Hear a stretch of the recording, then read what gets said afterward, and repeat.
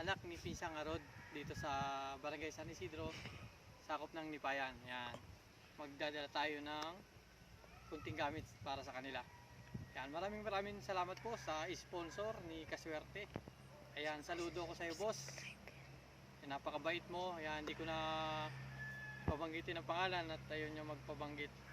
Yan, unang-una nagpapasalamat din ako sa Panginoon na binigyan tayo ng sponsor para makapagbigay ng tulong sa kanila. Kaya at si Kaswerte po ay tuloy lang para makapagbigay din ng tulong sa ating kapwa.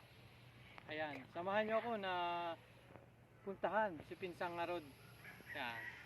Maraming salamat din po sa mga supporters at followers at viewers ni Kaswerte.tv.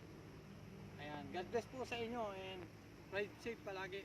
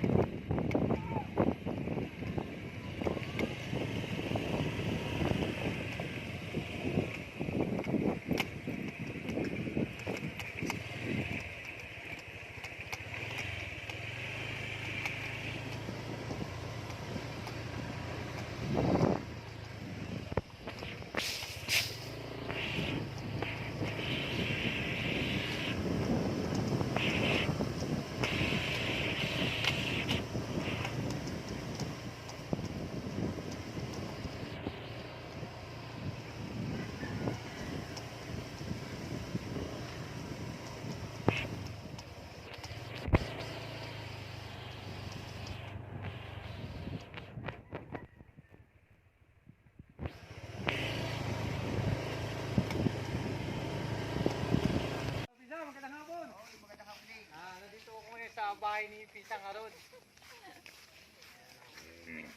Ako ngayon lang nakapunta dito pero hindi lagi ko nadadaanan dito. Pinsan! Maraming salamat din, Pinsan. Ayan. Ito may nagbigay na sponsor sa atin. Na ito ang isa sa napili kong bigyan. Ito ay may mga maliliit na bata. Nasa yung mga bata ito? Oo.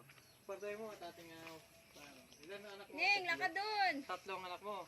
At saka ito may sapatos. Ito hindi bago pero alam ko magagamit ng bata mo ito. Malaking tulong ito. Maraming salamat din. Ito naman ay doon sa isa. Mukhang pipili doon sa isa. Saka galing nga kanina. Nagbukas ang bahay kay Kuya Rudy. Bali si Pinsang Arod po ay yan, nagtatapas siya, napakasipag. Pag walang tapas, yan, nagsasama sa pagpawerso ng pan. Malaking tulong ito. Yan, maraming salamat po doon sa nagbigay nito. Yan, malaking tulong ito po sa kanila kahit magkano na ang isang notebook kayo, mahal na rin. Yan binigay sa akin na sabi ko ibibigay ko nga sa talagang karapat dapat bigyan na kagaya mo. Sabi ko may anak nga na maliliit yun. Ayan, sabi lang pandagdag mo rin yan. Ayan, ito yung bahay ni Pinsang Arod. Nakita ko kanina may aso pati nakadamit pa. Kakatuwa naman buhay sa probinsya ito. Yung mga manok ko.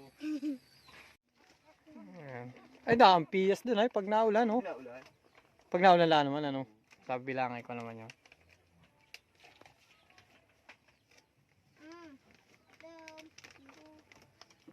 Ayan may agamitin ka na ha. Kulang pa yan pero baka malay mo may magkumpa sa atin.